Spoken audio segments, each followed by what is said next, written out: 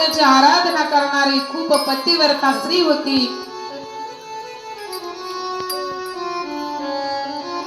तिला भगवंताला मागून घेतलं ग भगवंता, माझ्याकडून चुकलं रे बाबा, पण आता या चुकीला काहीतरी माफी असेल। त्यावेळेस भगवंताने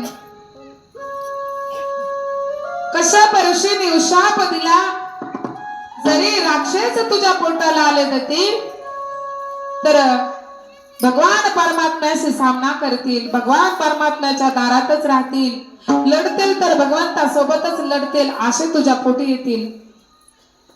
असं म्हणल्याच्या नंतर दती मातेने काय केलं, 100 वर्ष ते गर्भ पोटामध्ये ठेवला। माझ्यापासून जर दानवाची उत्पत्ती होत आहे ना, मी ह्या बाळाला जन्मच देत नाही म्हणे, या बाळाला मी जन्म देत नाही, या बाळाला मी असंच पोटात ठेवणार।